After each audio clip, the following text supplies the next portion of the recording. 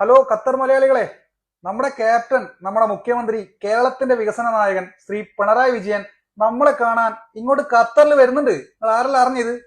ഈ മാസം 30-ാം തീയതിയാണ് ഇങ്ങോട്ട് വരുന്നത്. 12 വർഷങ്ങൾക്ക് ശേഷമാണ് കേരളത്തിന്റെ ഒരു മുഖ്യമന്ത്രി നമ്മളെ മലയാളി സമൂഹത്തെ കാണാനായിട്ട് ഖത്തറിലേക്ക് വരുന്നത്. ഈ പരിപാടിയുടെ വിജയത്തിനായിട്ട് കഴിഞ്ഞ ദിവസം ICC അശോക കോളിൽ വെച്ച് ഒരു വിപുലമായൊരു സംഘാടക സമിതി ചേർന്നിരുന്നു. ഖത്തറിലെ മലയാളികളുടെ പ്രതിനിധികളായിട്ടുള്ള എല്ലാ സംഘടനകളും, സംസ്കൃതി, ഇൻകാസ്, KMCC, ICF മുതലുള്ള ചെറുതും വലുതുമായിട്ടുള്ള എല്ലാ മലയാളി പ്രവാസി സംഘടനകളും ഈ കഴിഞ്ഞ ദിവസത്തെ സംഘാടക സമിതിയിൽ പങ്കുചേർന്നിട്ടുണ്ടായിരുന്നു. നമ്മുടെ മലയാളികളുടെ ക്യാപ്റ്റൻ ഖത്തറിൽ മലയാളികളെ കാണാൻ വരുമ്പോൾ അതിനൊരു പേര് വേണ്ടേ? പേര് മലയാളോത്സവം 2025.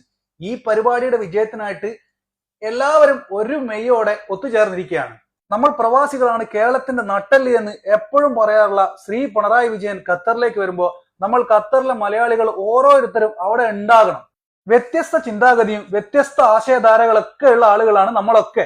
പക്ഷെ അതൊക്കെ മാറ്റിവെച്ചുകൊണ്ട് നമ്മുടെ കേരളത്തിന്റെ, നമ്മുടെ മുഖ്യമന്ത്രി, നമ്മുടെ ക്യാപ്റ്റനാണ് ഇവിടെ വരുന്നത്. അപ്പോ എല്ലാ വിയോജിപ്പുകളും മാറ്റിവെച്ചുകൊണ്ട് ഈ പരിപാടിയുടെ പരിപൂർണ വിജയത്തിനായിട്ട് നമ്മൾ ഖത്തറിലെ ഓരോ മലയാളികളും പ്രയത്നിക്കേണ്ടതുണ്ട്, പ്രവർത്തിക്കേണ്ടതുണ്ട്.